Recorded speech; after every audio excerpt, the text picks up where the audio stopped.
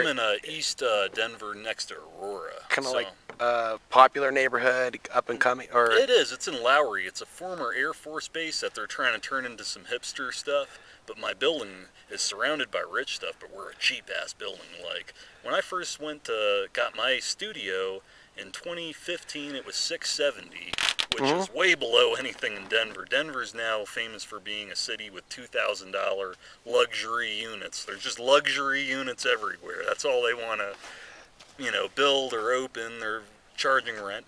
Now, for my same studio in a bedbug, cockroach, nasty, disgusting building, that's still not bad.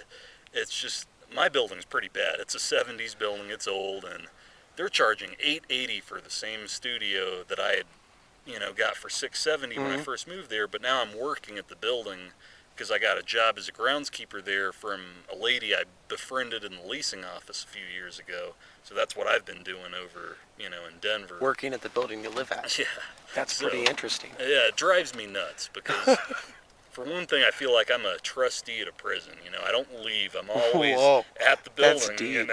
This is deep. And it's supposed to be a benefit to me. I'm supposed to be grateful for, and I am, because I finally got to live in the most expensive weed legal city in the U.S. Got my own apartment, but I came. Is to it really Colorado the most expensive weed legal? Does it beat out Portland? Really? Wow. No, it doesn't. Portland's more expensive. Portland beats out Denver. The chick friend I went to go visit in Portland, and oh my God, dude, she changed after moving to Portland. Okay. Oh wow, we're in a whole new segment.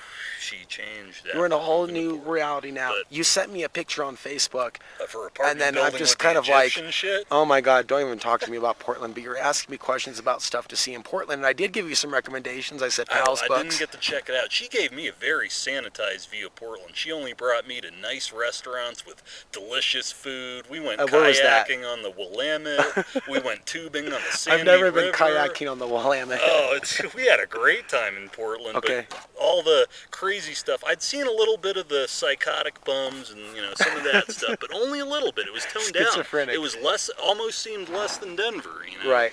But it almost seemed less than Denver. What are you? What are you trying to say? She was Are you trying to say that Denver is #1 in psycho homeless? Well, we got a lot of we got a lot of cool homeless people. Denver's got nothing on Portland on that level. Yeah. Right. So she was definitely keeping me away from bad areas. Right. So you were probably kept away from 82nd, maybe some of the other, because then what you also get to see is the people that have been pushed out of what are the current good gentrified areas. Yeah. Those used to be kind of like rundown, cheap rent. We're talking about North Portland, Williams Avenue, Alberta. If you went over to the north side or Williams Avenue. Think where she lived, because I'm kind of bad on remembering where her shit was at, but she moved to Portland. And then she changed. What happened there? She in Denver. She was a kind woman in Denver. Wow. She was very loving towards me. Yeah, we had kind of a thing going on. But when I came to Portland, she was only interested in friendship, and I was cool with that. But she was stuck up. She was very defensive of where she was at. The narcissism, ego. Yeah. Something happened that kind of went. Now she's a princess. Yeah. Okay. All of a sudden, she's kind of making comments on me like, "Oh, you look like such an out of towner." Like she was kind of ashamed to be seen with me almost because she was trying to fit into her new spot. Such a square. You in that shirt. You're such a square. And oh man, I mean, she was still cool, but even what was weird, the weirdest thing, her cat turned on me.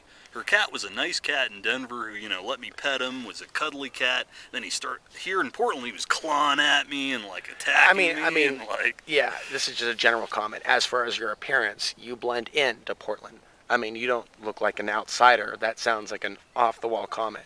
She said that because I wore a Denver Nuggets T-shirt that I got from the thrift store, and which is pointless because both, I think it's Denver, Portland, and Austin, where you have the most, and San Francisco, moving people back and forth. Something about those cities where people are moving constantly back and forth and doing each other and sharing some STDs. It's constantly those. You gotta watch out for that. I had an STD scare with this chick. She was all like, "You need to go get tested for gonorrhea." I'm like, "What?" And I went and got tested. I tested negative for it, but Yeah, she was, I'd gotten involved with her through Craigslist or. Craigslist. You got to thank And, Craigslist. internet freedom. You got to thank Craigslist for the clap. Yep. Can you, They took away Craigslist. they took away the Craigslist personals. I was about to get to that. Yeah, and that's crazy. That's one internet freedom I was kind of pissed at because I've met more women than Craigslist than I have dating.